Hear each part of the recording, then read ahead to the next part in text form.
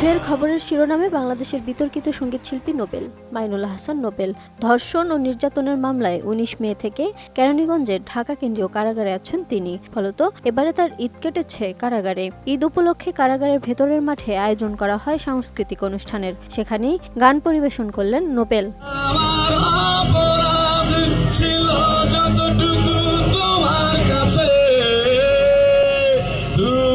একসময় Saregamapa reality show থেকে উঠে আসা তরুণ গায়ক মাইনুল আহসান নোবেল তার সুরেলা কণ্ঠে ছুঁয়ে গিয়েছিলেন গোটা উপমহাদেশের শ্রোতাদের হৃদয়। কিন্তু যেভাবে খ্যাতির শিখরে পৌঁছেছিলেন ঠিক তেমনই দ্রুত তিনি জড়িয়ে পড়েন একের পর এক বিতর্কে। সমালোচনা আর অভিযোগ যেন নোবেলের পরিচয়ের নতুন সংজ্ঞা হয়ে উঠেছিল।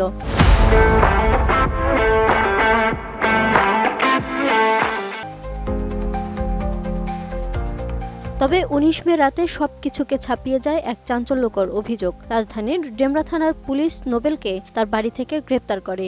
অভিযোগ, এক নারীকে ৭ মাস ধরে ঘরবন্দি করে রেখেছিলেন তিনি এবং এই সময় ধর্ষণ ও শারীরিক নির্যাতনের শিকার হন ওই নারী। পরদিন ২০ মে ঢাকা মেট্রোপলিটন ম্যাজিস্ট্রেট জিয়াউদ্দিন আহমেদ নোবেলকে কারাগারে পাঠানোর নির্দেশ দেন।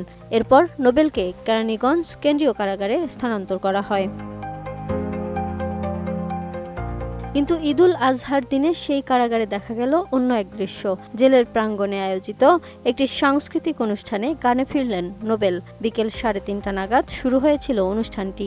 এই বিশেষ দিনে কারা কর্তৃপক্ষ বন্দীদের জন্য আয়োজন করেছিলেন ছোট্ট এক সাংস্কৃতিক পর্ব। সেখানেই মঞ্চে ওঠেন নোবেল, গাইলেন কিংবদন্তি শিল্পী জেমসের গান, সঙ্গে নিজের জনপ্রিয় গান অভিনয় ভিগি ভিগি এবং সেই তুমি কেন এত অচেনা হলে। কারা প্রাঙ্গণের বাধা ছক ভেঙে যেন মুহূর্তেই বদলে গেল আবহ।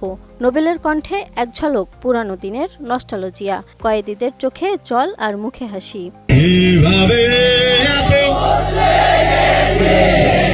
হয়তো এই গান গাওয়াই ছিল নোবেলের নিঃশব্দ প্রয়াস নিজেকে খুঁজে পাওয়ার, নিজের শিল্পী সত্তাকে ফের সামনে আনার। কারা অধিদপ্তরের সহকারী কারা মহাপরিদর্শক বাংলাদেশের গণমাধ্যমগুলোকে জানিয়েছেন, এই সাংস্কৃতিক অনুষ্ঠানে নোবেলসহ বন্দীদের গানে সবাই বেশ খুশি হয়েছেন, আনন্দ পেয়েছেন। Desk report, ATN news.